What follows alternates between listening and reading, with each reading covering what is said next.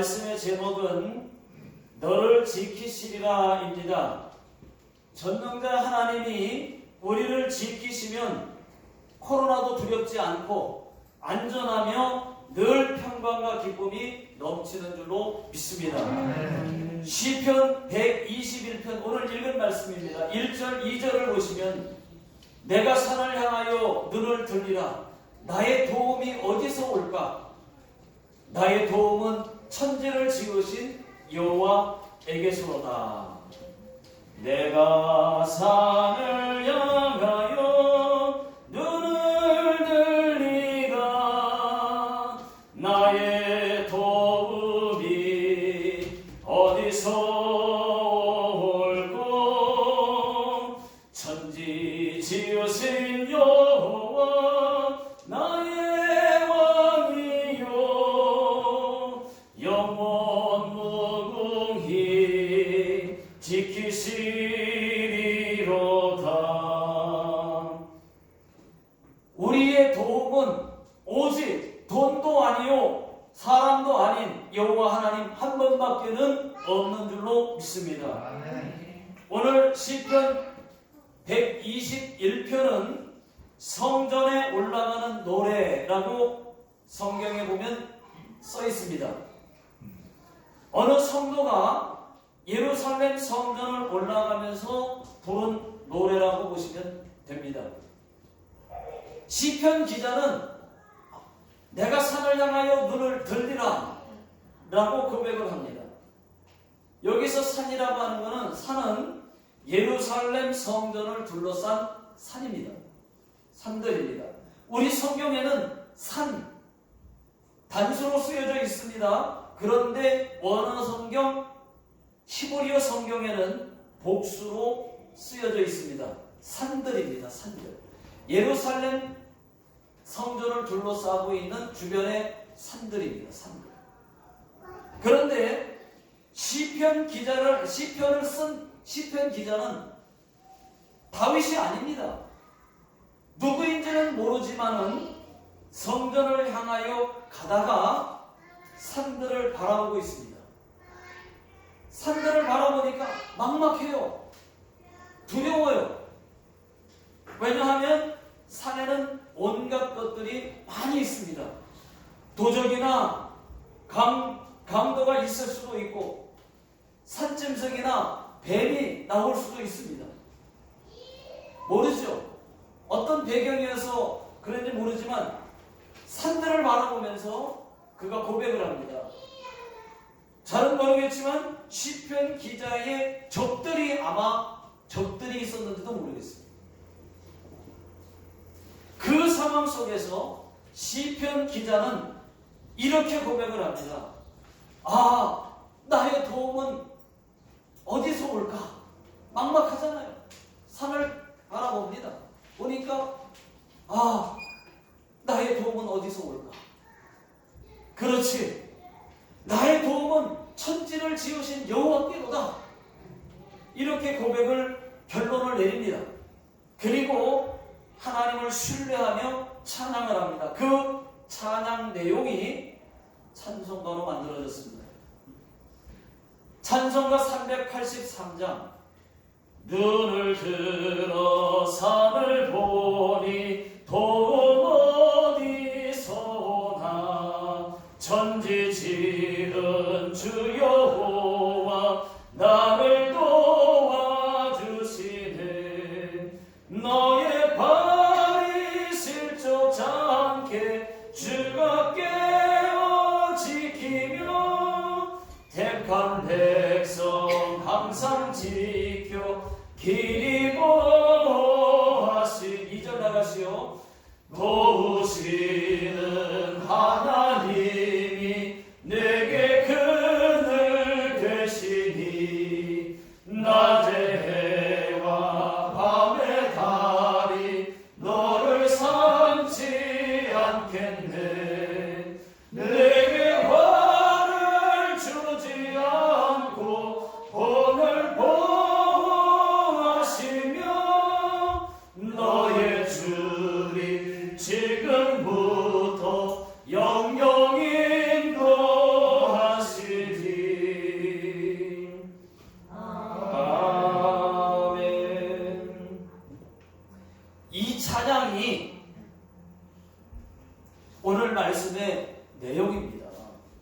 저는 이런 하나님이 나의 하나님이라는 것에 안심하며 삽니다. 여러분, 코로나19는 언제 끝날지 몰라요. 아직도 현재 진행형입니다. 그렇지만 코로나19 속에서도 하나님은 여전히 우리를 지켜주시고 계심을 믿으시기 바랍니다. 오늘 성경은 너를 지키신다는 말씀으로 가득 차 있습니다. 너를 이라고 하는 말이 단어가 5번 나와요. 8구절 가운데 5번 나와요. 다른 사람이 아니에요. 너를입니다. 너를 지켜주겠다. 다른 사람 아니에요. 또 지키신다는 말씀도 그 단어가 무려 5번 나와요. 여러분, 지금 경제적으로 어렵습니까? 자녀들 때문에 답답하고 속상하십니까? 질병 때문에 괴롭습니까? 저는 하나님 말씀을 믿습니다. 어떤 상황 속에서도 하나님의 자녀는 하나님이 지켜주신다고 저는 믿습니다. 오늘 본문에 나오는 시편 기자도 나의 도움이 어디서 올까? 천지를 지으신 하나님께로 온다고 고백을 하고 있습니다. 여러분, 내가 아무리 잘 나간다 할지라도 하나님이 한번 흔들어 버리면 아무것도 아니에요. 다 망합니다. 우리 인간은 아무것도 아닙니다. 하나님 앞에서. 하나님이 없으면 아무것도 아니에요. 우리는 하나님을 의지할 수밖에 없습니다. 아멘. 시편 기자가 고백하고 있는 7가지가 무엇인지 한번 살펴보겠습니다. 첫 번째는 여호와께서 너로 실족지 않게 하시겠다고 하셨습니다. 자, 3절 다 같이 한번 보시면 여호와께서 너를 실족하지 아니하게 하시며 라고 되어 있죠. 여기서 실족이라고 하는 말은 실망이 아니에요. 여러분, 실망을 말하는 게 아닙니다. 발에 헛디디지 않게 하시겠다. 다시 말하면 넘어지지 않게 해주시겠다. 그런 말입니다. 현대인의 성경에는 그가 너를 넘어지지 않게 하실 것이라 이렇게 기록되어 있습니다. 다시 말하면 너의 삶에 넘어짐이 없게 하시겠다는 말씀이에요. 실망이 아니고 넘어지지 않게 해주겠습니다. 발이 걸려서 넘어지지 않게 해주시겠다. 그런 뜻입니다. 잠언 3장 26절에 보면 대저 여호와는 네가 의지할 이시니라 네 발을 지켜 걸리지 않게 하시리라. 하나님을 의지하는 자는 넘어지지 않게 발을 지켜주신다는 것입니다. 하나님을 의지하는 자에게 걸려 넘어지지 않게 해주십니다. 내가 가고 있는 그 길에 걸림돌이 없도록 넘어지지 않게 해주신다. 내가 지금 가고 있는 이 길, 그 길에 걸림돌 되지 않도록 넘어지지 않게 해주신다는 것입니다. 두 번째, 너를 지키는 자가 졸지도 않으시고 주무시지도 않으신다고 말씀하셨습니다. 자, 4절 다 같이 한번 읽어보겠습니다. 자, 시작. 지키시는 이는 졸지도 아니하시고 주무시지도 아니하시리로다. 여러분들은 조는 분들을 많이 보셨을 겁니다. 눈꺼풀의 무게가 얼마나 무거운지 아실 겁니다. 얼마나 될까요? 눈꺼풀의 무게가 천근만근이죠. 천근만근. 스모 선수도 덩치는 이래도 스모 선수도 졸린 눈꺼풀을 이기지 못해요. 눈꺼풀에 무거운 건 올려놓은 것도 아닌데 얼마나 무거운지 저도 졸아봐서 알지만 졸릴 때는요 눈꺼풀도 말을 듣지 않습니다. 꼬집어도 안 돼요. 그런데 우리 하나님은 태초부터 지금까지 한 번도 주무신 적이 없으신데 주무신 역사가 없는데 졸립지도 않으신지 졸지도 않으시고 주무시지도 않으시고 너를 지키시리라. 할렐루야. 여러분 하나님께 늘 감사하셔야 됩니다. 만약에 하나님이 졸았다, 피곤해서 한숨 주무셨다, 그러면요 엄청난 일들이 일어나는 겁니다. 하나님이 주무시는 동안에 또는 하나님이 조는 그 시간에 우리가 기도했다, 그럼 기도 응답 없습니다. 또 바다가 넘칠지도 몰라요. 하나님이 지키시고 있으니까 바다가 더 이상 선을 넘지 않고 안전하게 해주시는 거지. 하나님이 주무시는 날에는 바다가 넘칠지도 몰라요. 쓰나미와 비교할 수 없는 더 큰 피해 수해가 있을 수도 있습니다. 그런데 하나님은 우리를 불꽃 같은 눈으로 지켜보고 계십니다. 그래서 우리는 혼자가 아니에요. 어떤 때는 혼자인 것 같을 때 있죠. 하나님이 멀리 계신 것 같을 때 있죠. 하나님은 아주 가까이 있는데도 내가 영적으로 약하다 보니까 하나님이 멀리 있는 것 같고 기도해도 응답이 안 오는 것 같고. 그런데 여러분 우리는 혼자가 아닙니다.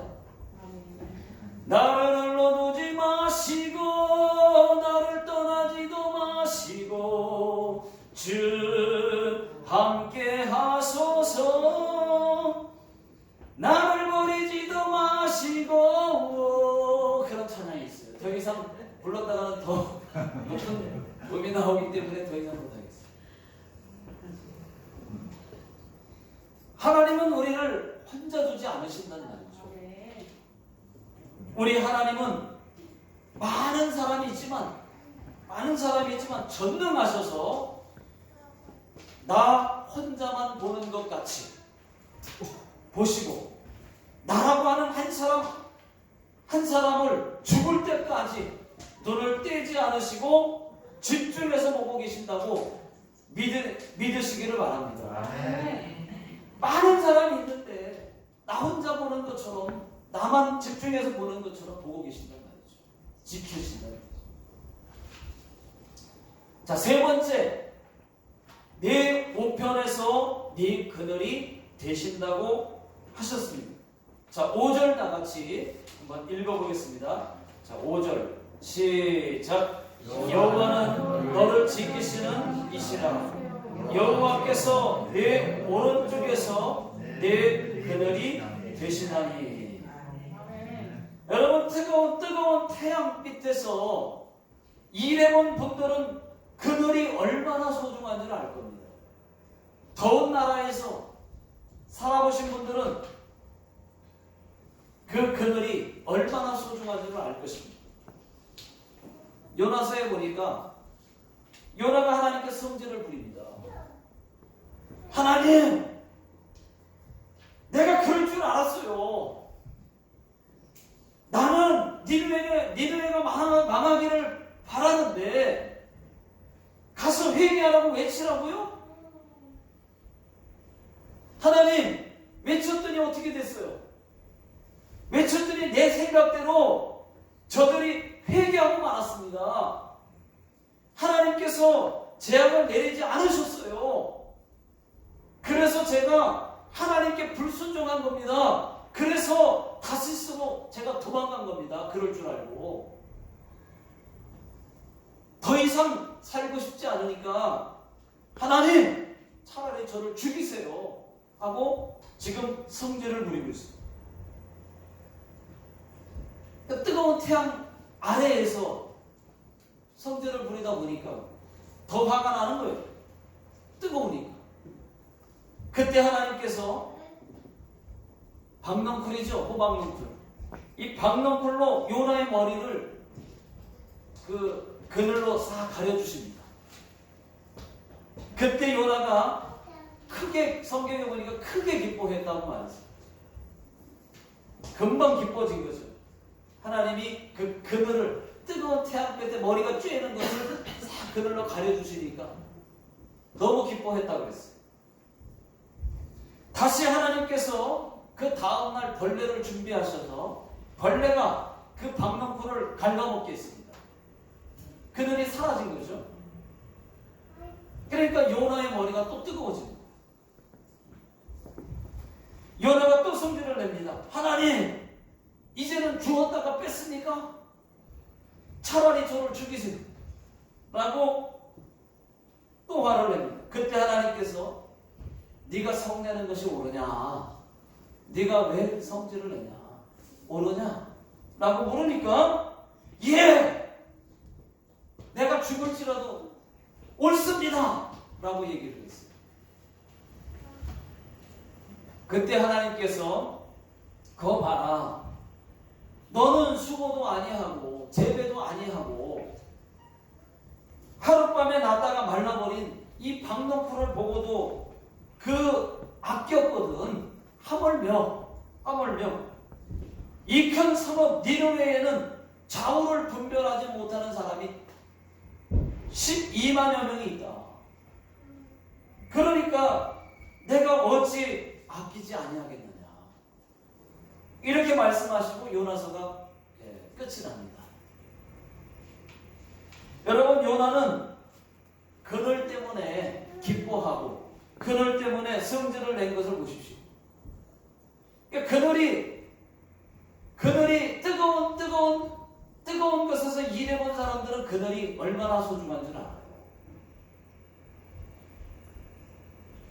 그 그늘이 필요한 자에게는 그만큼 소중한 것입니다. 그때 그 상황에 맞는 그늘, 필요한 그늘. 여러분들은 지금 어떤 그늘이 필요하십니까? 우리가 뜨거운 태양과 같은 환난이 오고 고통이 오고 죽고 싶을 정도로 고통이 크게 닥쳐올 때 하나님은 우리의 그늘 되어 주신다는 것입니다. 자, 네 번째, 해와 달이 너를 해치 않게 해주신다고 했습니다. 해와 달이 너를 해치 않게 해주시겠다.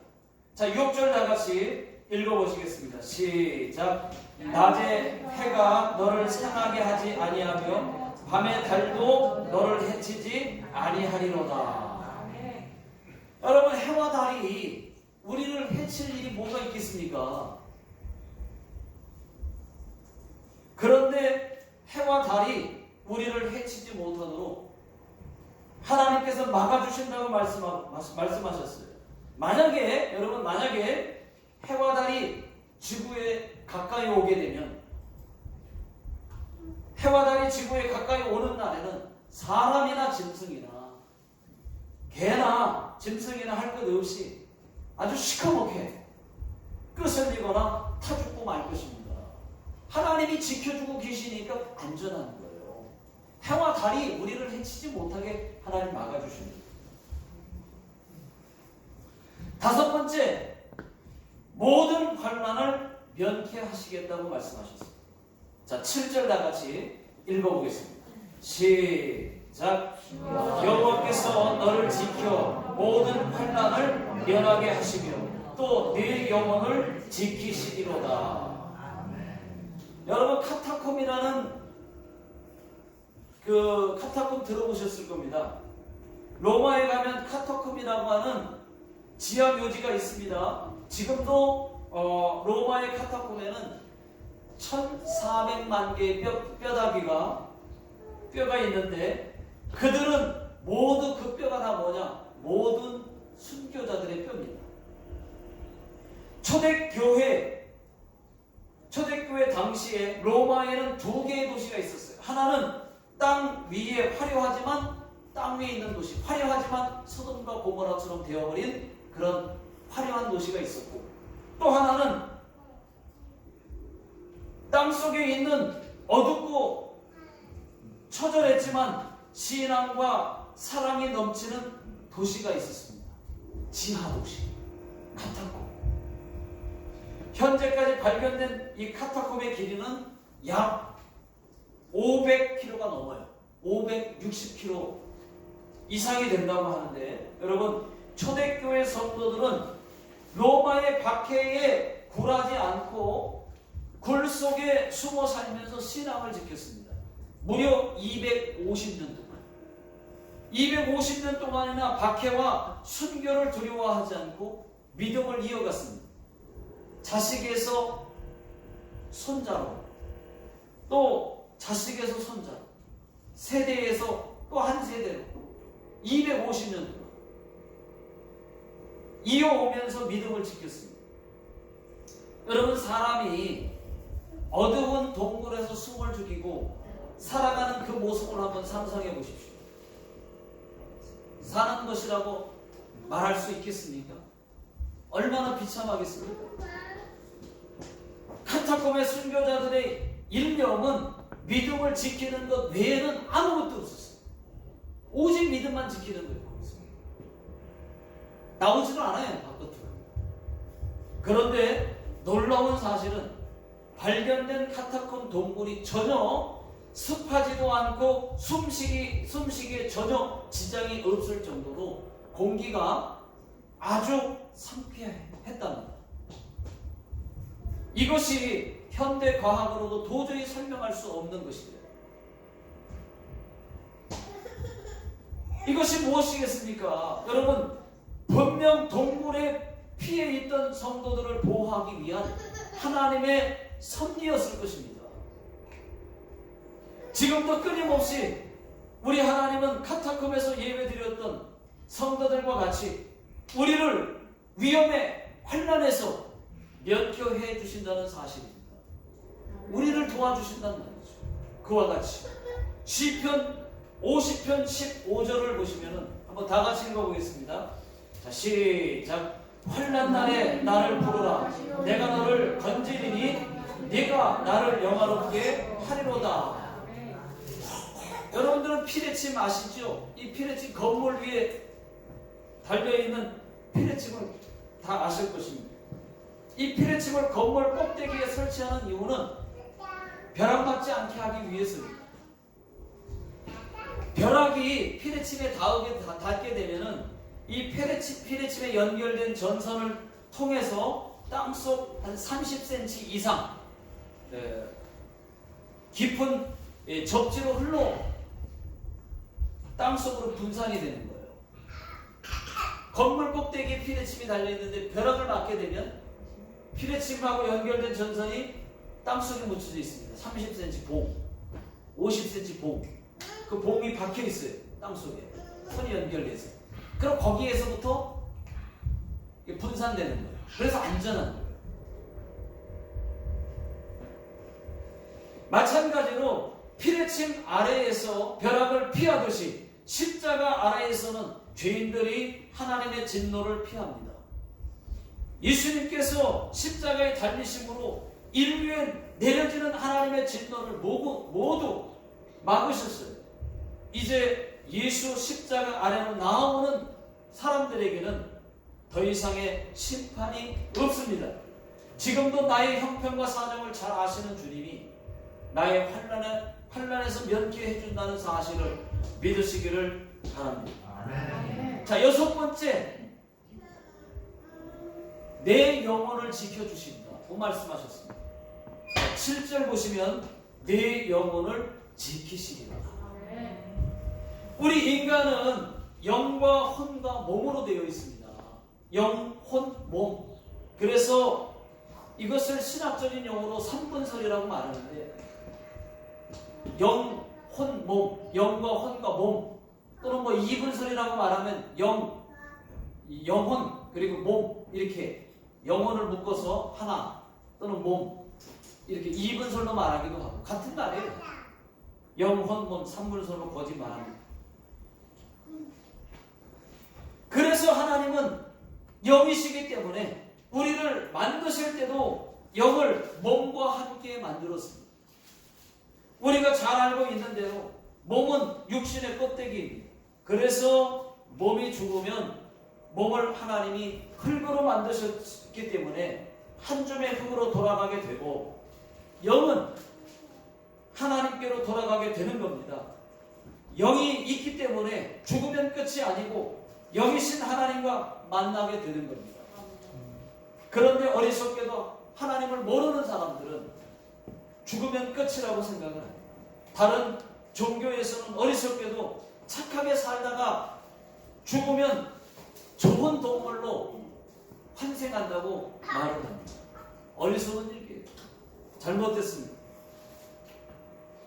마태복음 10장 28절 다 같이 한번 읽어보겠습니다. 화면에 나와 있습니다. 시작. 몸은 죽여도 영혼은 능히 죽이지 못하는 자들을 두려워하지 말고 오직 몸과 영혼을 능히 지옥에 멸하실 수 있는 이를 두려워하라. 하나님을 두려워하라는 얘기입니다. 우리를 지옥으로 보낼 수 있는 분이 하나님이세요. 그러니까 두려워할 대상은 하나님이신 거예요.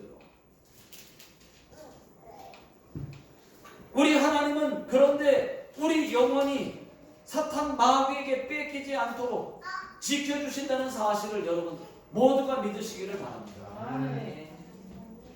마지막입니다. 일곱 번째.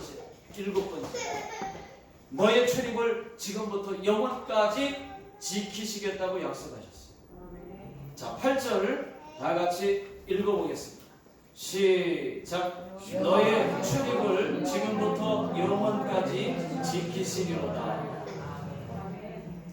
하나님은 우리가 들어가고 나가는 세심한 부분까지도 지켜주시는 분이십니다. 우리의 일거수 일투족을 다 지켜주신다는 것입니다. 여러분, 나홀로 다방에서, 나홀로 다방이 어디예요? 화장실. 이 나홀로 다방에서 기도하며 끙끙거릴 때, 끙끙거리면서 기도할 때 하나님도 끙끙 도와주십니다. 하나님은 매사에 우리의 앉고 일어서고 나가는 들어가는 모든 것들을 지금부터 영원까지 지켜주신다는 사실을 꼭 기억하시면서 하나님 말씀을 듣고 지켜 행하면 신명기 28장 말씀과 같이 이 모든 복이 임하리니. 자, 신명기 28장 3절 4절 5절까지 6절까지 한번 읽어보는데 여러분 제가 읽겠습니다. 그냥 자 보십시오. 신명기 28장 3절 성읍에서도 복을 받고 들어가도 복을 받을 것이며 네 몸의 자녀와 네 토지의 소산과 네 짐승의 새끼와 소와 양의 새끼가 복을 받을 것이며 네 자녀가 복을 받는다고 말씀하고 있습니다. 5절 네 광주리와 떡반죽 그릇이 복을 받을 것이며 이 말은 하는 일과 하는 사업이 복을 받을 것이라는 얘기입니다. 6절 네가 들어와도 복을 받고 나가도 복을 받을 것입니다. 저와 여러분들에게 지금부터 영원까지 나가고 들어가는 출입을 지켜주실 뿐만 아니라 나가도 복을 받고 들어가도 복을 받는 성도가 되시기를 주의 이름으로 축원합니다.